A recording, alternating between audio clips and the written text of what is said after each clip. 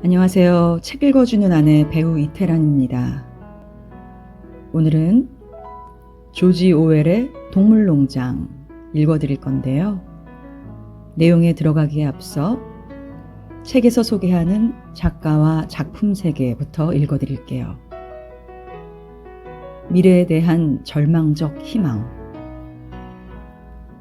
조지 오웰은 본명이 에릭 아더 블레어로서 1903년 6월 25일 인도의 벵골주 모티하리에서 태어났다.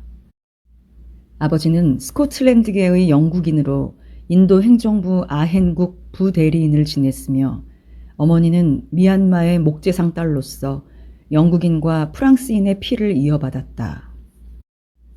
오웰이 3세 때 일가는 아버지를 남겨두고 영국으로 돌아왔으며 그의 나이 8세 때 아버지도 퇴직하고 귀국해 조촐한 연금 생활자가 되었다. 어린 시절에 그는 내성적이고 예민하며 소극적인 소년이었다. 그것은 그의 성장 기록이라고 할 수 있는 정말 기쁘다에서 그 자신이 나의 어린 시절을 돌이켜보면 어머니 이외의 어른에게 애정을 느껴본 기억이 전혀 없다.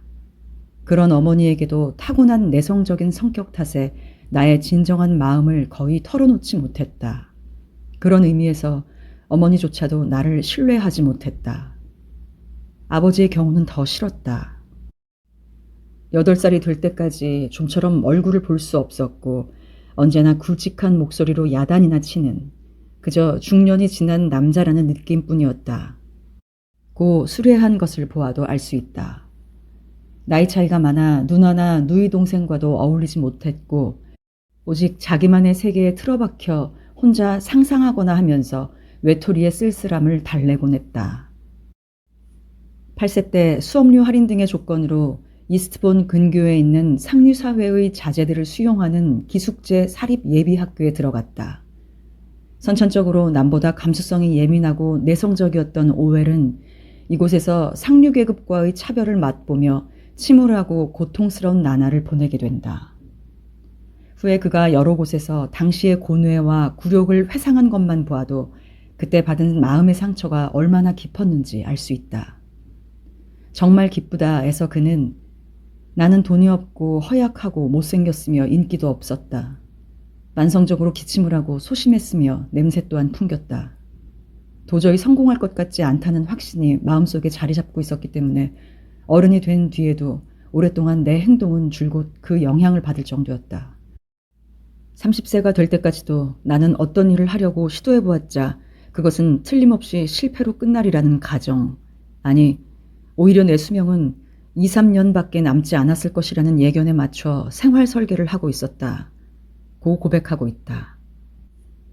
결국 이 예비교에서 공부하는 6년 동안 오웰은 아무것도 얻지 못한 채 어린 시절부터 고독감, 소외감, 열등감만을 강화하고 계급제도의 모순을 더욱 통감했을 뿐이었다.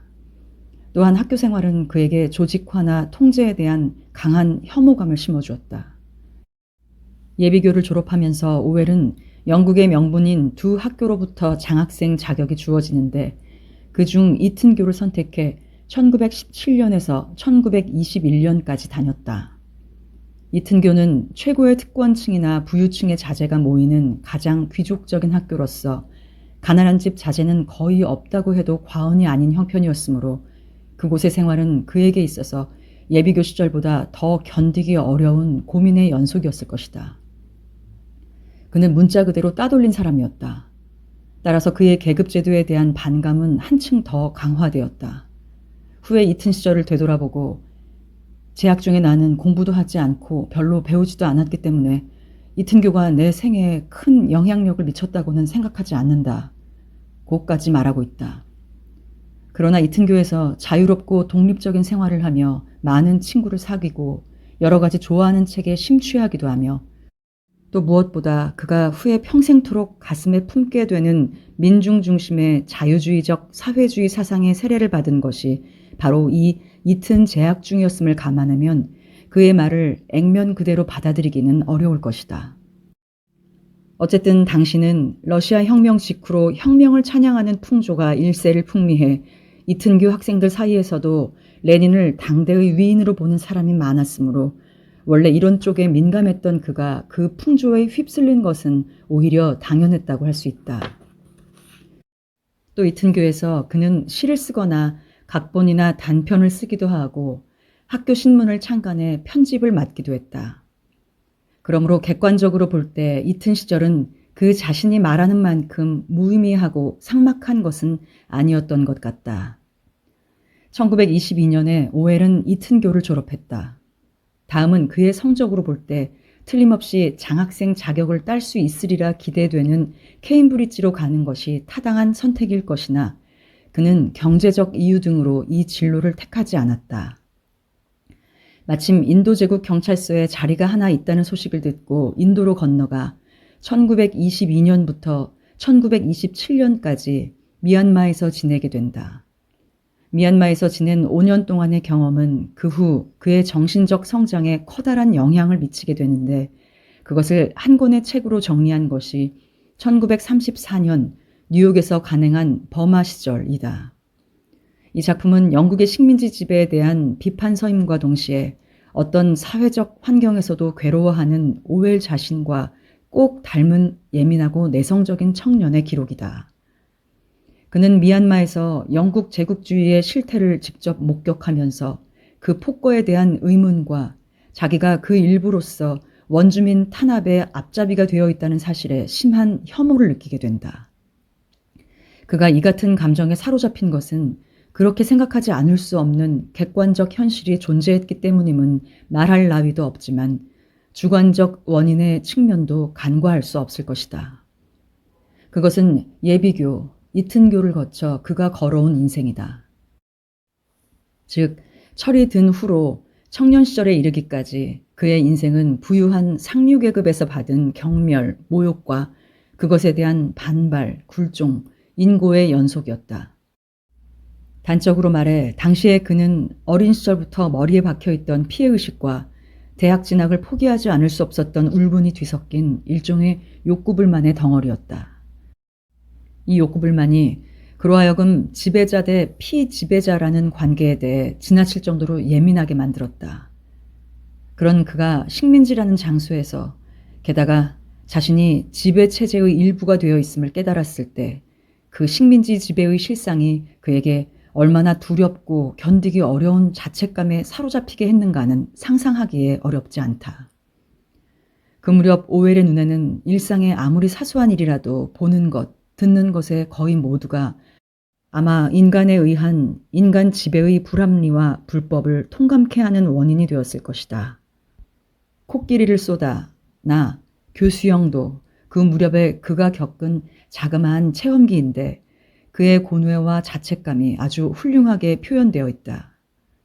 광포해진 한 마리의 코끼리와 대결하게 된 그가 등 뒤에서 기다리고 있는 많은 민중의 의지로 말미암아 부득이 그 코끼리를 사살해야 할 처지에 놓여 총을 들고 방아쇠를 당기는 바로 그 순간에 또는 형장으로 끌려가던 사형수가 도중에 무심히 웅덩이를 피해 지나가는 그 순간 그 사소한 장면들이 그의 감각에 강렬한 충격을 주고 지배자 대 피지배자 관계라는 하나의 추상관념이 생생한 구체적 현실이 되어 그를 감동시키고 그에게 태도를 결정하도록 재촉했던 것이다. 이리하여 그는 식민지의 경찰관으로서 원주민 학대를 계속하는 동안 자기 직무에 차츰 실증을 느끼기 시작했고 결국 그것은 도저히 견디기 어려운 죄책감으로 자리 잡았다. 1927년 그는 마침내 건강까지 나빠지자 휴가를 얻어 귀국했다. 그리고 오웰은 이른바 속죄의 생활을 시작하기 위해 파리로 떠났다. 그가 파리로 간 이유에 대해서는 여러 가지 추측이 있었으나 분명한 것은 그가 단순히 식민지에서의 시절을 속죄하기 위해 일부러 가난한 사람들과 섞여 불황자 생활을 시작한 것이 아니라 그 동기가 복잡했다는 점과 이 밑바닥 생활을 그 자신이 오히려 유쾌하게 받아들였다는 점이라고 할 수 있다. 이 무렵의 심경을 그는 내가 드디어 맨 밑바닥까지 영락했다고 자각하자 마음이 놓였다.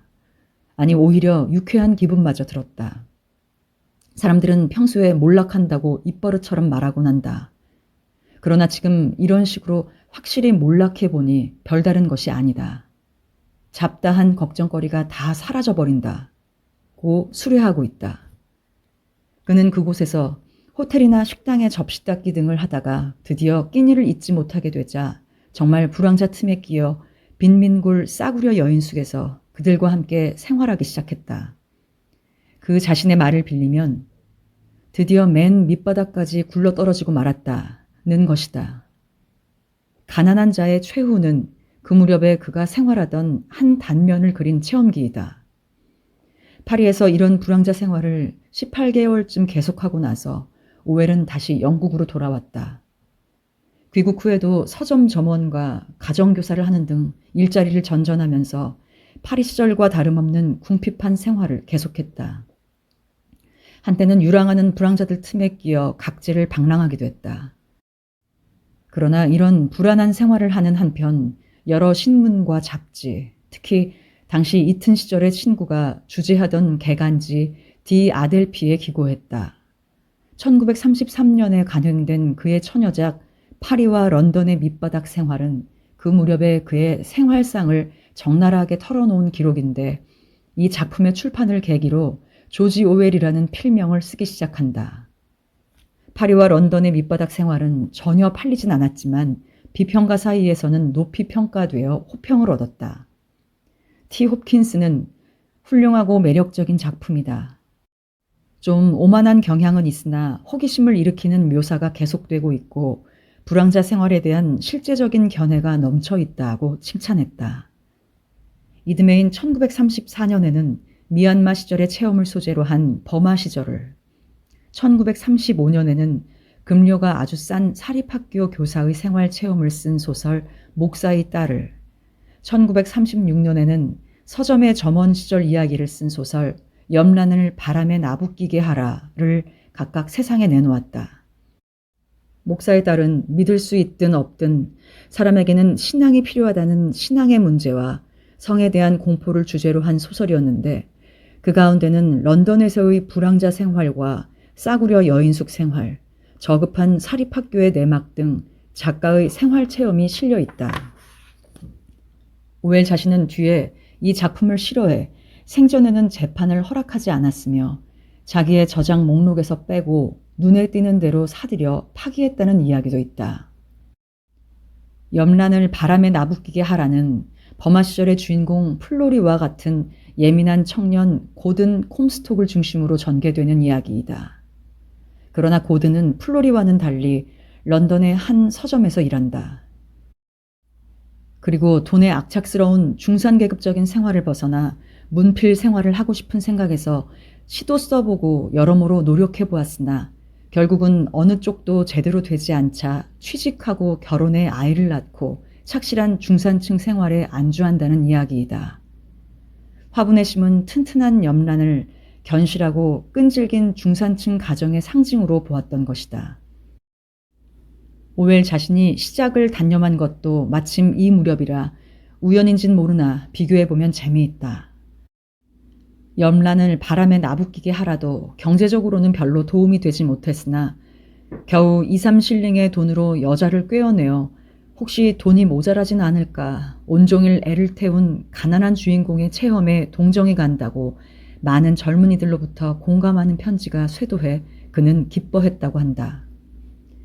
파리와 런던의 밑바닥 생활에 이어 버마 시절이나 목사의 딸이 세상에 나왔을 때 당시의 소설가이자 평론가이던 콤프턴 맥켄지는 리얼리즘 작가 중에서 최근 5년 동안 솔직함과 힘과 활력 면에서 조지 오웰이 쓴 이 세 권에 필적할 만한 책을 내놓은 사람은 아무도 없다고 극찬을 했다. 그러나 평론가의 칭찬은 받았어도 그것은 별로 돈이 되지 못하여 생활은 변함없이 고생스러웠다. 이 가난한 생활은 11년 후 동물농장으로 성공을 거둘 때까지 이어졌다. 오웰은 1936년 아일린 오쇼넷이라는 여성과 결혼, 전부터 실증을 느껴오던 런던을 떠나 하포드주로 이사했다. 그는 그곳에서 상점을 하나 운영했는데 주에 겨우 1파운드 정도의 수입에도 불구하고 평생 처음 즐거움을 맛보게 된다. 그러나 그 무렵 그는 차츰 사회주의로 기울고 있었다. 그는 좌익 도서클럽의 창설자인 빅터 고란츠로부터 불황으로 고생하는 잉글랜드 북부 탄광, 공업지대의 실업자 실태에 대해 르포를 써달라는 부탁을 받고 1936년 1월 셰필드, 맨체스터, 위건 등 북부 공업도시를 방문해 약 2개월 동안 가난한 노동자 가정에서 함께 생활하면서 노동자의 비참한 실상을 자세히 관찰하고 기록했다. 이 탐방 여행의 결실이 위건 부두로 가는 길이다. T. 홉킨슨에 따르면 이 책의 원명은 북부지방의 유머에서 딴 것이라고 한다. 부두라고 하면 우선 해안이라든가 휴일, 발랄함 같은 것이 예상되지만 위건은 그런 것과는 거리가 먼 사람이 별로 가지 않는 내륙의 도시로 본격적인 부두는 있을 리가 없고 부두라곤 기껏해야 운하의 선착장 정도의 것이 있을 뿐이다. 즉 위건 부두란 실제하지 않는다는 것이다. 따라서 이런 제목을 붙인 까닭은 그가 추구하던 사회주의는 실제하지 않는다고 말하고 싶었던 것이 아니겠느냐고 추측하는 평론가도 있다. 위건 부두로 가는 길은 2부로 나뉘는데 일부는 북부의 가난한 실직광부의 생활 실태 보고와 같은 것이고 2부는 사회주의 운동에 대한 통렬한 비판이다. 1936년 말 오웰은 스페인 내란을 취재할 목적으로 바르셀로나로 향한다. 당시 스페인 공화정부 측은 유럽 자유주의 여러 나라의 진보적 지식인, 노동자, 공산주의자와 소비에트 연방에 의해서 지원되고 프랑코파의 반란군은 주로 나치스 독일이나 파시스트 이탈리아에 의해 지원되고 있었다. 그는 여기서 공산당 지배하의 국제의용군인 국제여단에 가담하지 않고 POUM, 마르크스의 통일노동당이라는 아나키스트의 흐름을 따르는 비교적 작은 그룹에 가담하게 되는데 이는 그의 인생에 있어 매우 큰 의의를 갖는다. POUM 시민군에 입대한 그는 1937년 1월 초부터 아라곤 전선에서 전투에 임했다. 그러나 5월 어느 날 새벽 웨스카 근처 전투에서 입은 부상으로 바르셀로나로 돌아오게 된다. 그는 POUM 시민군에서 각자가 한 인간으로서 자신에게 책임을 지고 행동하며 누구에게도 강제나 속박을 당하지 않고 모두가 대등한 입장에 서서 계급이 없고 이상적인 사회가 실현되고 있는 것을 보고 큰 감명을 받았다. 이야말로 계급 없는 사회의 산 모델이라고 확신했던 것이다. 그러나 이미 바르셀로나에서는 좌익 세력 간의 세력 다툼이 벌어지고 있었고 특히 소비에트 공산당의 지지를 받는 공산주의자들의 악랄한 모략과 허위 선전은 극에 달했다. 이윽고 공산주의자들에 의해서 POUM 조직에 대한 탄압이 시작되어 사무실이 접수되고 지도자들은 잇따라 체포되거나 투옥되고 숙청되었다. 트로츠키스트로 낙인 찍힌 오웰은 여러 차례 체포 위기를 넘기면서 가까스로 프랑스로 도피할 수 있었다. 스페인 내란의 체험에서 오웰은 공산주의가 사회주의의 가면을 쓴 파시즘이라는 것을 느끼게 되었다.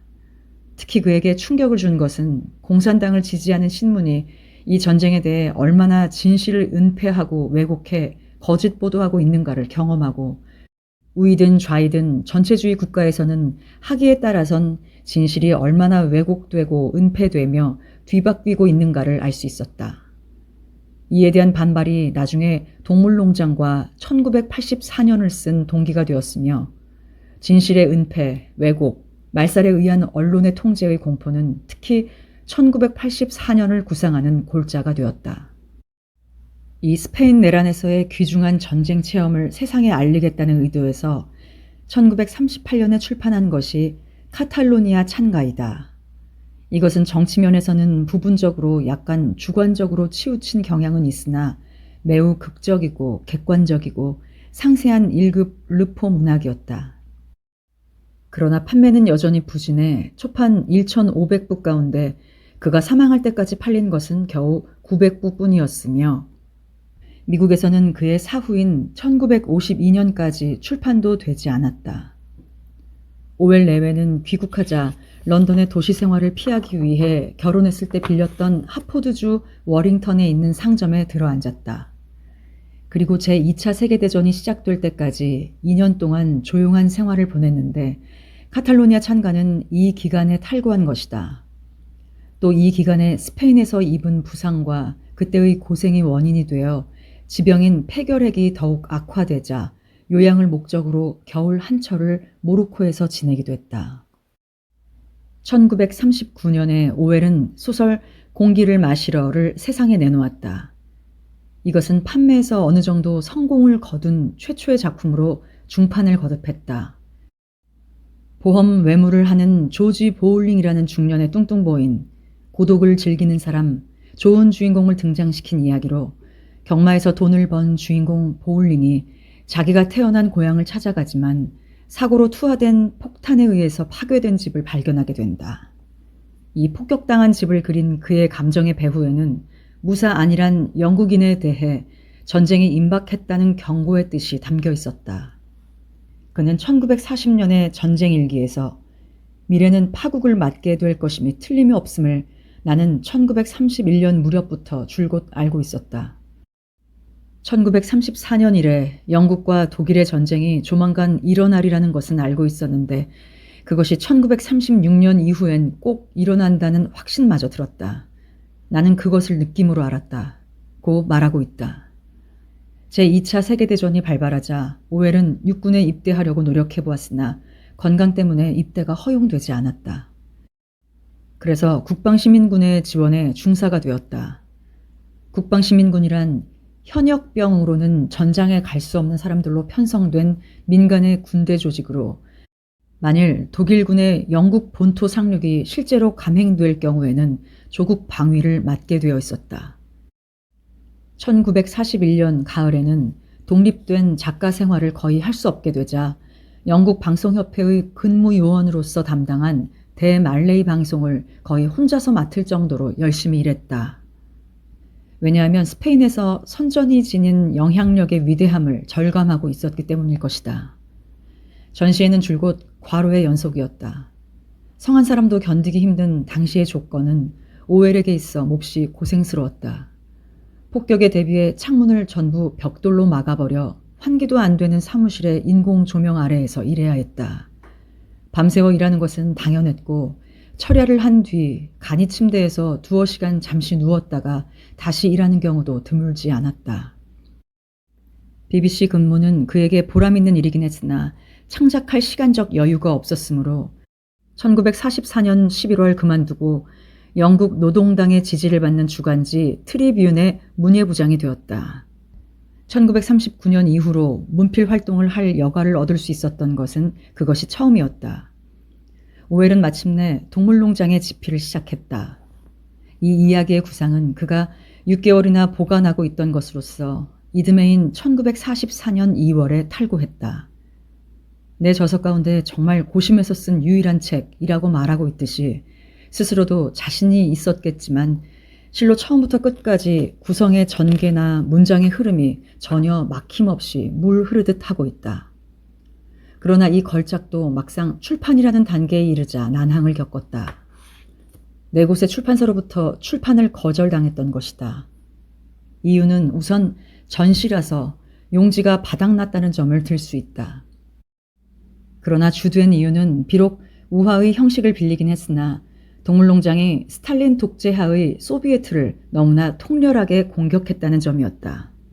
당시 소비에트는 연합군의 일원으로서 나치스 독일과 싸웠으며 그 대병력을 동부전선으로 옮겨 결과적으로 히틀러의 영국 본토 상륙 작전을 견제해주고 있는 믿음직한 맹방이었다. 그와 같은 1944년이라는 시점에 이토록 심한 소련 비판서를 출판사가 기피한 것은 오히려 당연한 일이었다. 그러나 이듬해인 1945년 8월에 드디어 동물농장은 햇빛을 보게 된다. 그것은 묘하게도 일본이 무조건 항복해 제2차 세계대전이 종결한 지 이틀 후의 일로서 일단 간행되자 영국과 미국에서 큰 호평을 얻었으며 수많은 나라에서 번역되었다. 그러나 오웰은 이러한 외국어 번역에 의한 보수는 일체 받지 않았다고 한다.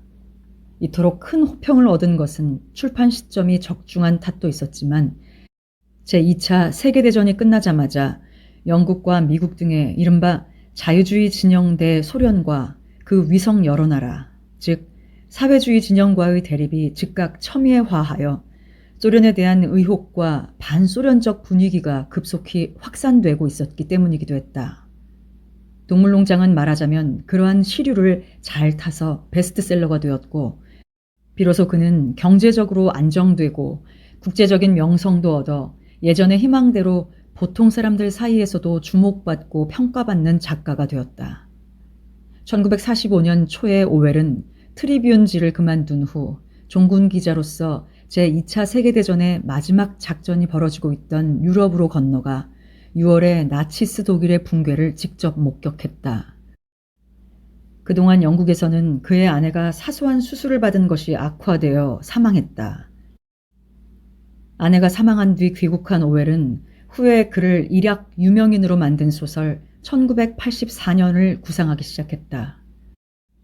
그러나 무리를 한 탓에 전부터 앓던 폐결핵의 악화로 1946년 봄 논설과 평론 집필을 그만두고 스코틀랜드 서해안에 있는 주라섬의 반힐 농장으로 이사했다. 방해받지 않고 안정된 가운데 1984년을 계속 집필하고 싶었던 것이다. 그런데 이 섬은 풍광은 뛰어났지만 결핵 환자의 요양지로서는 최악의 땅이었다.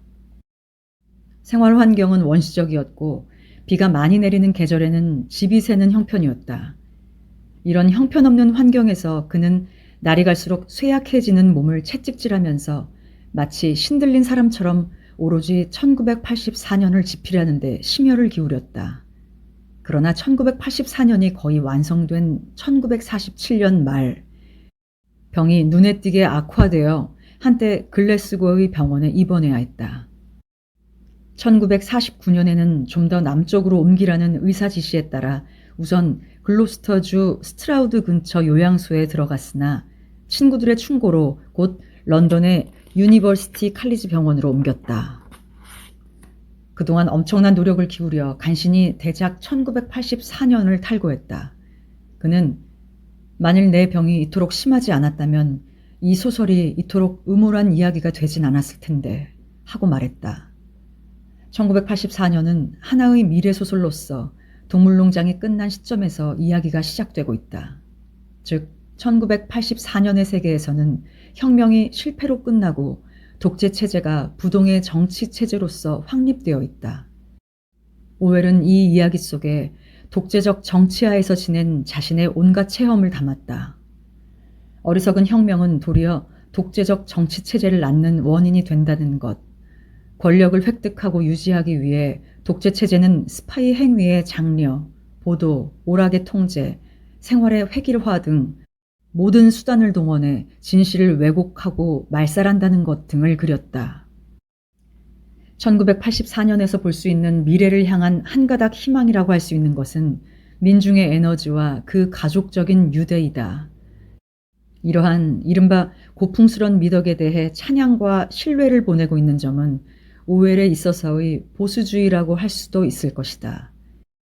이 소설의 마지막 단계에서 정신적으로 파괴당하고 끝내 육체적으로 말살되는 운명을 짊어진 주인공 윈스턴은 최후에 가서 민중이 일어나 독재체제를 타도할 것이라고 예언하고 있는데, 이 예언은 동물농장을 이해하는 경우에도 하나의 중요한 실마리를 제공한다.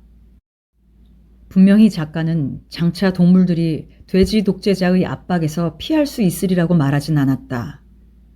그러나 그렇다고 해서 작가는 동물들이 영원히 독재자의 질곡 아래 고통받는 운명을 짊어지고 있다는 식으로 생각했다고는 할 수 없다.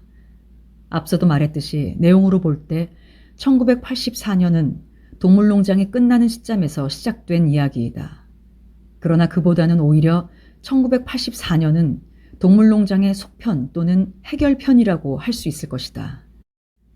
그렇게 되면 1984년에서 오웰이 주인공 윈스터의 입을 빌려 민중에게 말하는 미래의 희망은 당연히 동물농장을 이해하는 경우에도 적용되며, 이 동물들도 언젠가는 힘을 모아 돼지의 독재를 타도할 날이 틀림없이 찾아온다고 작가는 이 이야기를 매듭짓고 있다고 보아도 되지 않을까? 요컨대 1984년은 장차 틀림없이 일어날 것으로 느낀 바를 오웰이 예언한 글이라고 이해할 수도 있을 것이다. 아니면 만일 인류가 민주주의적 신념이나 정치체제, 이를테면 개인의 자유나 언론의 자유 같은 원칙이나 민주주의적 정치 절차 등을 포기하는 어리석은 흉내를 내게 되면 그 결과 중대한 사태가 벌어질지도 모른다는 경고로 이해할 수도 있을 것이다. 1984년을 완성한 후 그의 용태는 기적적으로 회복되어 건강 상태가 많이 호전되었다. 그러자 명성을 얻은 이래 차츰 인기를 끌기 시작한 저서의 재판 준비에 쫓겨 편히 쉴 틈도 없이 바빴다. 이윽고 그는 입원 중에 소니아 브라우넬과 재혼했다. 그녀는 지평선이라는 잡지의 편집 조수로서 그의 수필 출판에 관여해 오면서 수년 전부터 알고 지내던 친구였다. 그는 새로운 소설 한 편과 몇 편의 문학 평론을 쓰기로 마음먹고 집필을 시작했다. 1950년 1월 비행기로 여행할 만큼 체력이 회복되자 오웰은 스위스의 요양소로 정양을 위해 떠나려고 했다. 그러나 계획을 세우기 2, 3일 전인 1950년 1월 23일 유니버시티 칼리지 병원에서 심한 각혈을 한 뒤 갑작스레 세상을 떠났다. 아직 47세의 젊은 나이였다. 오웰은 그의 유언에 따라 영국 농촌의 교회 묘지에 안장되었다. 동물농장은 오웰의 소설 가운데 최고 걸작이며 이 작품에 의해서 그는 작가로서의 지위를 확립하고 또 경제적으로도 안정을 이루었다. 이것은 일반적으로 오웰이 분명한 자각을 가지고 정치적 목적과 예술적 목적을 융합시키려고 한 최초의 작품이라고 알려져 있다. 스페인 내란에서 체험한 소비에트적 파시즘의 실태를 널리 세계의 호소에 경고하겠다는 의도에서 쓴 것이 동물농장이다. 그래서 이와 같은 정치적인 주제에다가 될수록 많은 사람에게 알리려는 목적으로 소설을 쓰려면 우선 우화적 형식을 취하는 것이 무엇보다도 당연한 추세라고 생각할 수 있을 것이다. 그러나 일부에서는 당시 소비에트 연방이 영국의 중요한 맹방인 관계로 그 맹방을 너무나 솔직하고 신랄한 풍자로 자극하는 것은 바람직하지 않다는 정치적 배려에서 작가는 우화적 형식을 택했다고 보는 평론가도 있다. 그러면 동물농장에서 우리는 어떤 우위를 발견할 수 있을까? 먼저 정설이라고 할 만큼 분명한 것은 이 이야기는 1917년 2월 혁명에서 시작되어 1943년 말에 테헤란 회담에 이르기까지 소비에트 연방의 역사, 즉 스탈린 체제하에 있는 소비에트 연방의 역사에 대한 풍자라는 견해이다. 그러나 소비에트의 스탈린 체제의 풍자라지만 오로지 소비에트만이 풍자의 대상으로 올라 있는 것이 아니라 당시의 국제 정세 속에서 소비에트와 외교적 교섭이 잦았던 영국, 독일 등도 역시 같은 풍자의 대상이 되어 있는데 주의할 필요가 있다.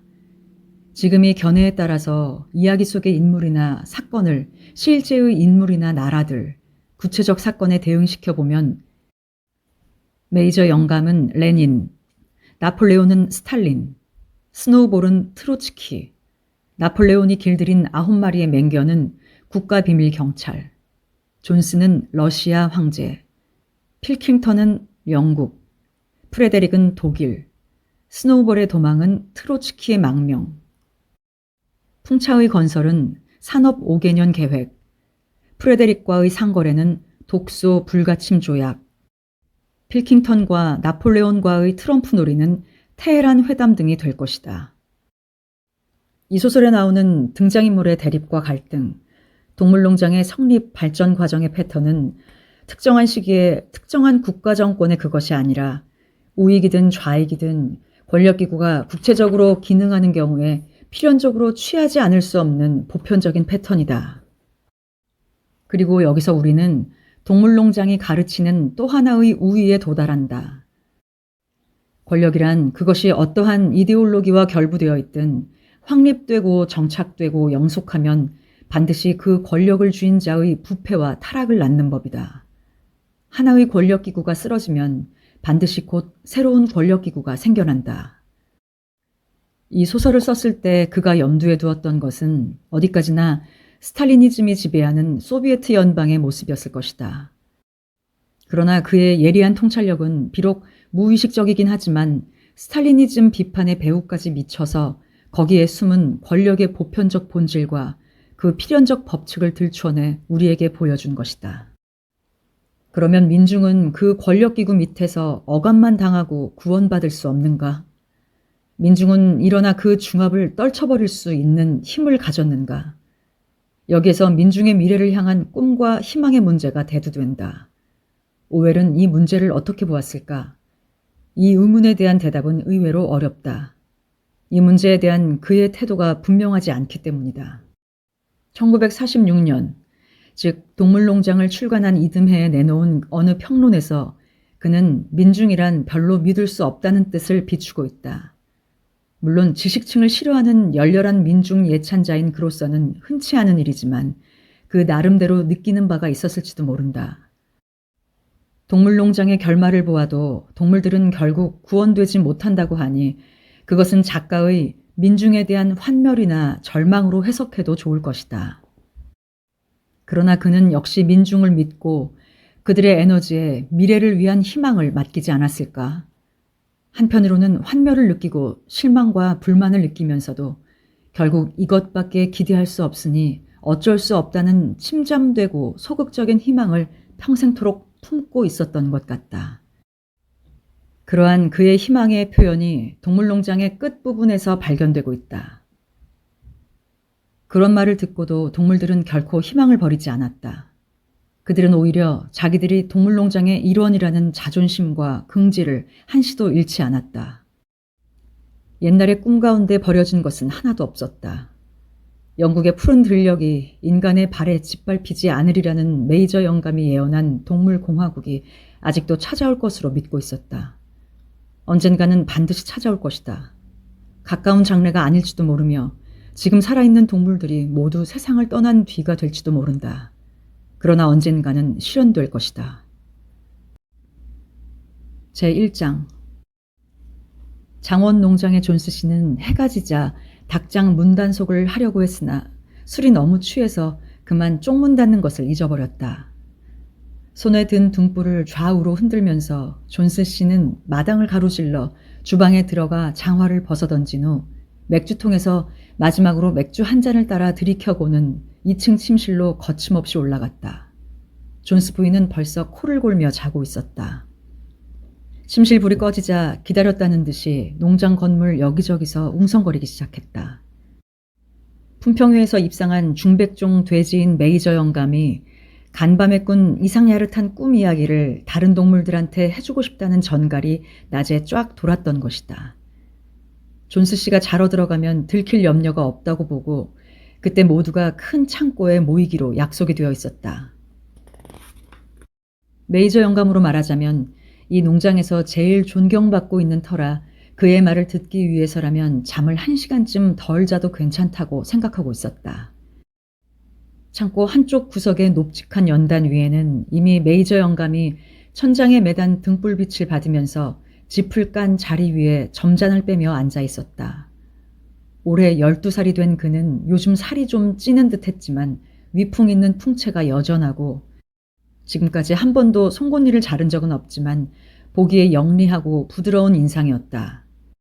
곧 다른 동물들이 잇따라 들어와서 제각기 편한 자세로 자리를 잡았다. 맨 먼저 블루벨, 제시, 피처라는 3마리의 개가 왔고 다음은 돼지가 들어와서 연단 바로 앞 집 위에 자리를 잡았다. 암탉들은 창틀에 앉고 비둘기들은 퍼드덕거리며 석가래 근처로 날아오르고 양과 암소들은 돼지 뒤에 앉아 되새김질을 하기 시작했다. 마차를 끄는 복서와 클로보라는 2마리는 집 속에 작은 동물이라도 있을까봐 아주 천천히 발을 옮겨 털이 텁스룩하게 난 커다란 발굽을 조심스럽게 내려놓으면서 들어왔다.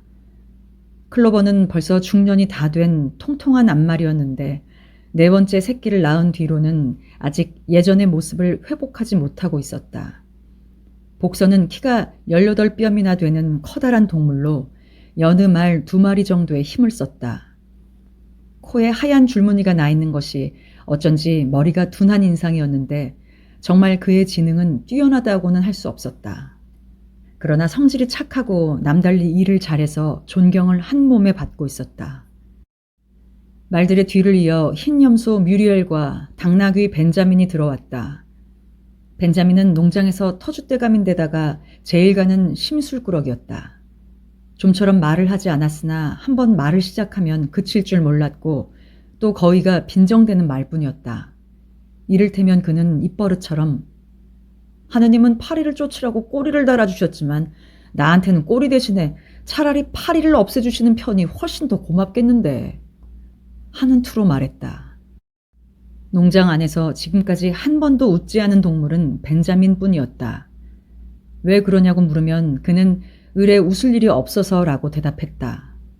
그러나 공공연히 드러내진 않았지만 복서만은 깍듯이 대접하고 있었다.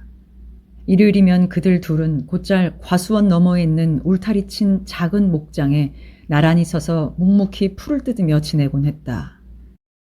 두 마리 말이 자리를 잡자마자 어미를 잃은 오리 새끼들이 슬금슬금 창고 안으로 들어왔다. 그러고는 가냘픈 소리로 삐약거리면서 밟히지 않을 자리를 찾느라 이리저리 기웃거렸다. 클로버가 커다란 앞다리로 오리 새끼들 둘레에 벽처럼 칸막이를 해주자 오리들은 그 안으로 몰려가 앉더니 금세 졸기 시작했다. 바로 그때 존스 씨의 마차를 끄는 영리하지는 않지만 예쁘장하게 생긴 흰 앞말 몰리가 설탕 덩어리를 씹으면서 거드럭거리며 들어왔다.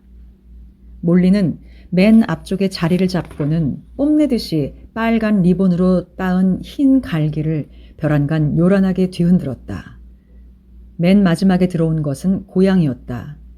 고양이는 여느 때처럼 제일 따뜻한 자리를 찾느라 두리번거리더니 복서와 클로버 사이로 마구 비집고 들어가 앉았다. 고양이는 메이저가 이야기하는 동안 이야기는 한마디도 듣지 않으면서 만족스러운 듯이 그르렁거리기만 했다. 동물들은 서로 얼굴을 마주 보았다. 오지 않은 동물은 뒷문 뒤쪽 회에서 자고 있는 길들인 갈가마귀 모제스뿐이었다. 모두들 편히 앉아 쉬면서 무슨 일인지 궁금해 마른 침을 삼키며 기다리는 것을 본 메이저 영감은 한번 헛기침을 하더니 서둘러 연설을 시작했다. 동무 여러분, 여러분은 어젯밤 내가 꾼 야릇한 꿈에 대해 이미 들으셨으리라 믿습니다. 그러나 나는 꿈 이야기는 잠시 뒤로 미루고 다른 이야기를 먼저 하고자 합니다. 여러분, 내가 여러분과 함께하는 것도 이젠 얼마 남지 않았다는 느낌이 듭니다. 그래서 죽기 전에 내가 터득한 지혜를 여러분에게 전하는 것이 내 의무라고 믿고 있습니다. 나는 오랜 세월을 살아왔고 혼자 내 우리에 누워 오랫동안 많은 생각을 해왔습니다. 따라서 지금 살아있는 어느 동물 못지않게 이 땅에서의 삶의 본질을 이해하고 있다고 확신합니다. 나는 이 점에 관해서 여러분에게 말하고자 합니다. 동무 여러분, 우리가 사는 이 세상의 현실은 어떤가요? 이에 대해 좀 깊이 있게 생각해 봅시다. 우리의 삶은 비참하고 고생스럽기 짝이 없고 너무나 짧습니다. 우리는 태어나자마자 간신히 연명할 만큼의 먹이를 얻어먹는 게 고작인데 일은 힘이 다할 때까지 하도록 강요당합니다. 그런데도 쓸모가 없어지면 바로 그 순간 소름 끼치는 도살을 당해야 합니다. 한 살이 넘은 동물치고 행복이나 여가의 의미를 아는 동물은 영국에 하나도 없습니다. 또한 자유를 누리는 동물 또한 찾아볼 수가 없습니다. 동물의 일생은 비참한 노예의 삶입니다. 이것은 세상이 다 아는 사실입니다. 그런데 이것이 오직 자연의 질서에 지나지 않는 것일까요? 우리가 사는 이 땅이 우리에게 풍요로운 삶을 보장해 줄 수 없을 만큼 가난하기 때문일까요? 아닙니다. 동무 여러분, 결단코 그렇지 않습니다. 영국의 땅은 비옥하고 날씨는 온화합니다. 그래서 지금보다 더 많은 동물들에게 보다 넉넉한 먹이를 줄 수 있습니다. 우리 농장 하나만을 예로 들더라도 12마리의 말과 20마리의 소와 수백 마리에 이르는 양을 좋게 기를 수 있습니다.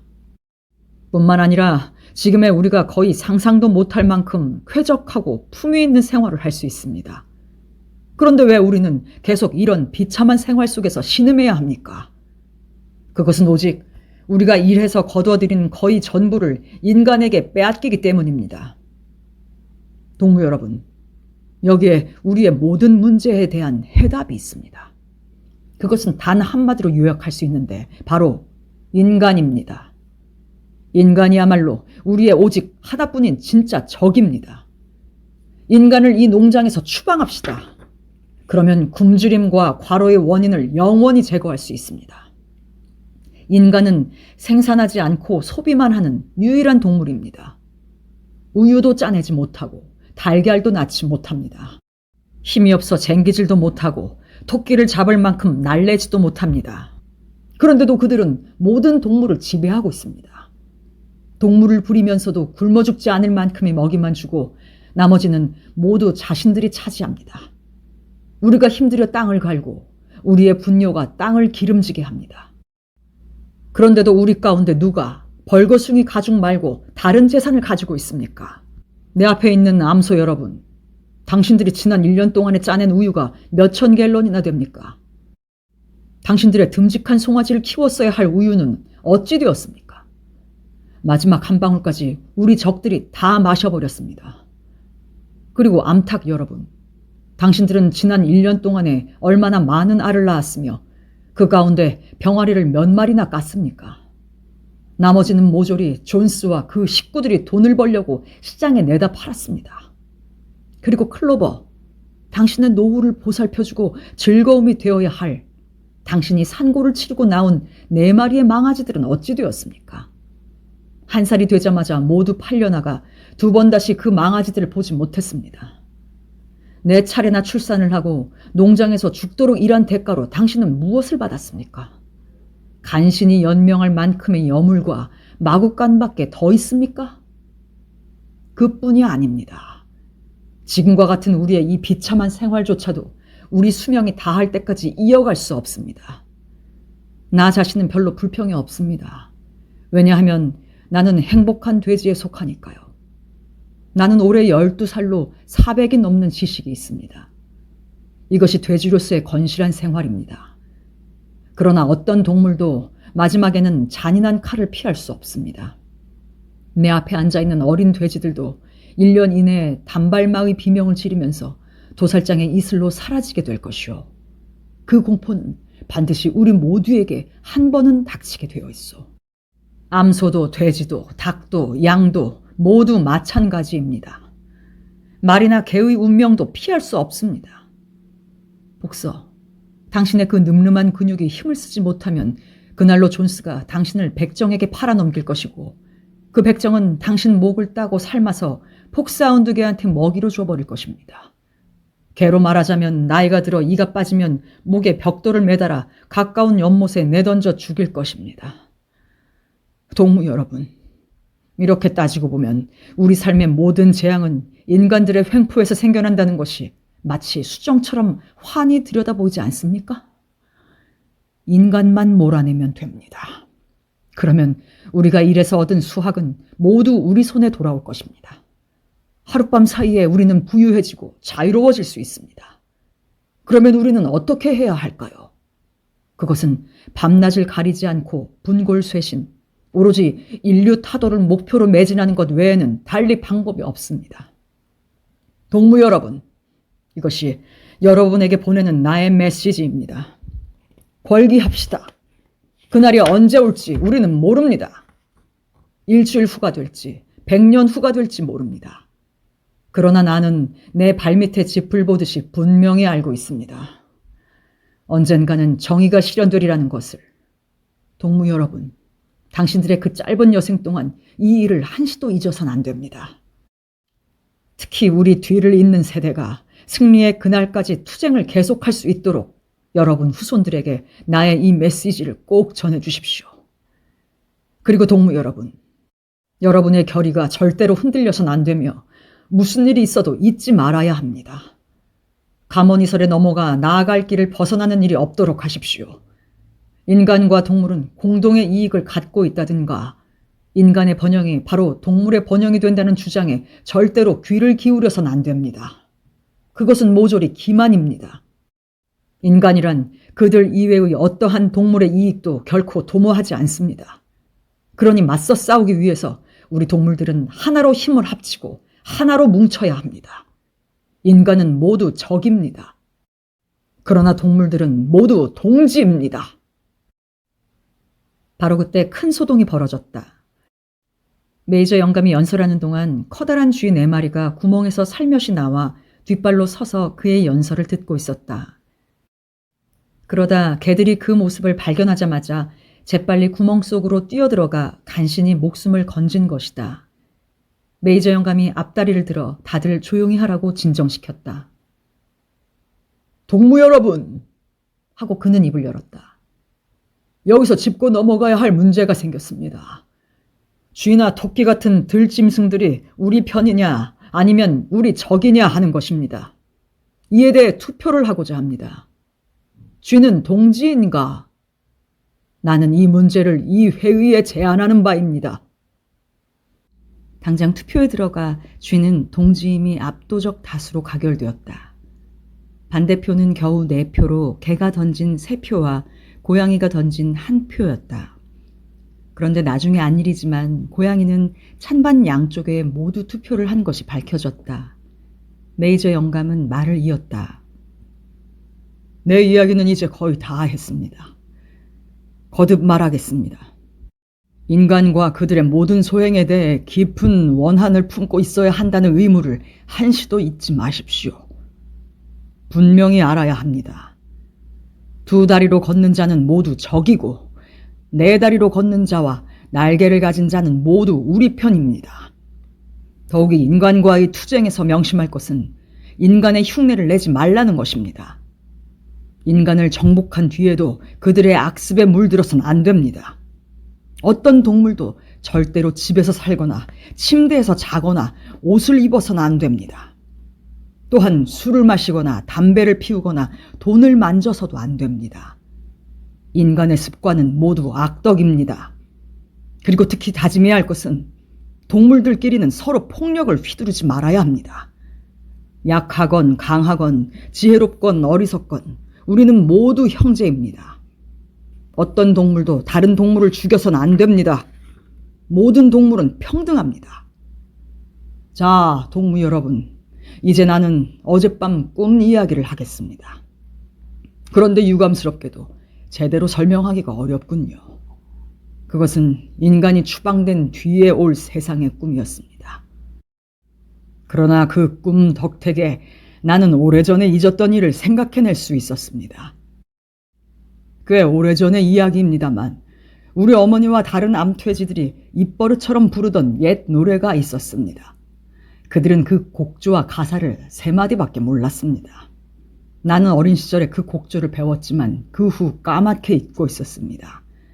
그런데 어젯밤 꿈에 그 곡조가 되살아난 것입니다. 게다가 노래의 가사까지 기억할 수 있었습니다. 오랜 옛날에 동물들이 노래 불렀던 지금은 잊혀진 그 가사가 말입니다. 동무 여러분, 여기서 그 노래를 불러보겠습니다. 나는 이제 나이가 들고 목소리도 거칠지만 여러분에게 그 곡조를 가르쳐 줄 테니 여러분은 이 노래를 더 잘 불러주시길 바랍니다. 제목이 영국의 동물들이라는 노래입니다. 메이저 영감은 헛기침을 한번 하고 나서 노래를 부르기 시작했다. 그가 미리 말했듯이 목소리는 거칠었으나 노래는 아주 잘 불렀다. 그 노래는 클레멘타인과 라쿠카라차를 합한 듯한 가슴 설레는 곡조였다. 가사는 다음과 같았다. 영국, 아일랜드, 만방의 동물들이여 들어라 찬란한 미래의 기쁜 우리 소식을. 포악한 인간의 파멸 언젠가 닥치리라. 결실의 영국 들판에 동물만 활개치는 날이. 코에서 굴레 등에서 멍에 사라지리라. 그날에 제갈과 박차 영원히 녹슬고 잔인한 채찍소리 사라지리라. 꿈도 못 꾸던 풍요 우리 것 되리라. 그날에 밀과 보리, 귀리와 건초, 클로버와 콩, 그리고 메풀이. 영국의 들판 빛나고 물 더욱 맑아지리라. 그날에 바람 또한 시원히 불어오리라. 자유의 날, 그날에. 그날을 앞두고 죽을지언정 그날을 위해 준비해야지. 암소와 말, 오리와 칠면조, 자유를 위해 모두 일하자꾸나. 영국, 아일랜드, 만방의 동물들이여, 알리자 찬란한 미래의 기쁜 우리 소식을. 이 노래를 부르자 동물들은 열광했다. 메이저 영감이 노래를 끝내기도 전에 그들은 따라 부르기 시작했다. 가장 머리 나쁜 동물들도 벌써 그 곡조와 가사 몇 마디를 외웠고, 돼지나 개처럼 영리한 동물들은 불과 몇 분 사이에 노래를 모두 외워버렸다. 이윽고 몇 번 연습하고 나서 농장 동물들은 소리 맞춰 영국의 동물들을 함께 부르기 시작했다. 암소들은 음매음매하고, 개는 멍멍, 양은 매거리고, 말은 힝 하고, 오리는 꽥꽥거리며 노래하기 시작했다. 그들은 이 노래가 너무나 마음에 들어 5번이나 연달아 불렀고, 방해만 되지 않는다면 밤새워 노래를 불러댈 기세였다. 그런데 공교롭게도 이 소란통에 존스 씨가 잠을 깨어 마당에 여우가 들어온 줄 착각하고 벌떡 일어났다. 그러고는 늘 침실 귀퉁이에 세워두었던 총을 집어들더니 어둠 속을 향해 6호탄을 쏘았다. 총알이 창고 벽에 박히자 회합은 순식간에 해산되었다. 모두들 뿔뿔이 제 집으로 도망쳤던 것이다. 작은 새들은 회로 날아오르고 동물들은 집 속으로 기어들어가 농장은 금세 잠 속에 빠져들었다.